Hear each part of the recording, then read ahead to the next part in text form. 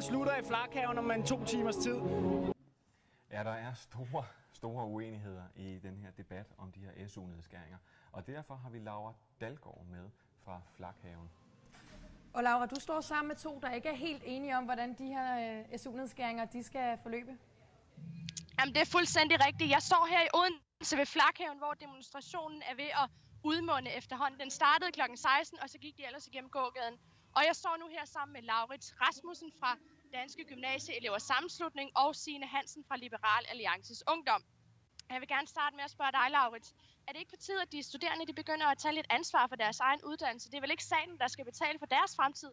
Det kan siges, jeg synes allerede, de studerende tager ansvar alene i og med, at de tager en uddannelse. Det bidrager til samfundet, det bidrager til dem selv, det er samlet set til samfundets gavn. Og når man siger, at de studerende ikke allerede har taget ansvar, det gjorde de med SU-reformen i 13. Der blev skåret ned på SU'en, og der sagde man, at de studerende skulle tage ansvar. Det er samme argument om igen. Og Signe, hvad siger du til de her SU-nedskæringer? Jeg synes grundlæggende, det er en god idé, at man begynder at lave SU-systemet lidt om. Hvis det var mig, der bestemte, så ville jeg gøre det 100% lånebaseret. Netop fordi, at man bør tage ansvar for sit eget liv. Man bør tage ansvar for sin uddannelse og sin fremtid. Og hvis man tog et SU-system, hvor det var lånebaseret, så ville folk i langt højere grad vælge uddannelser, som gavnede dem selv og samfundet i fremtiden. Så derfor så ønsker jeg et system, hvor der er mere ansvar til det enkelte individ, men også frihed. Laurits, synes du ikke også, det ville være en god idé med sådan et lånerbaseret system til de studerende, hedder det?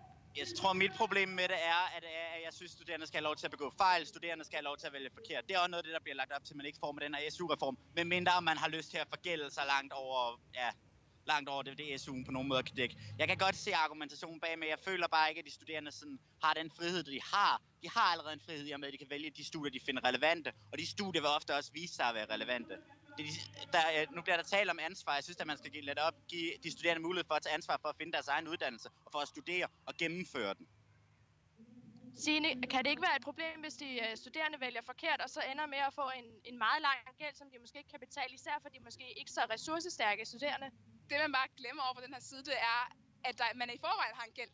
Når man har et SU-system, hvor vi ikke har noget overblik over, hvor meget vi overhovedet betaler tilbage. Vi betaler en kæmpe høj skat resten af vores liv.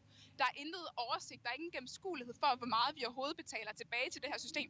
Hvis vi havde et lånebaseret system, så ville vi det mindste vide, okay, jeg har lånt så og så mange penge, og det er de samme, jeg skal betale tilbage igen.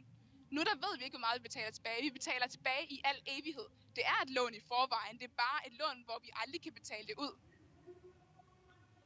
Ja, som I kan høre her fra Flakhaven, så er der delte meninger om de her SU-nedskæringer. Og her bag mig, der fortsætter demonstrationen lidt endnu med taler og sang.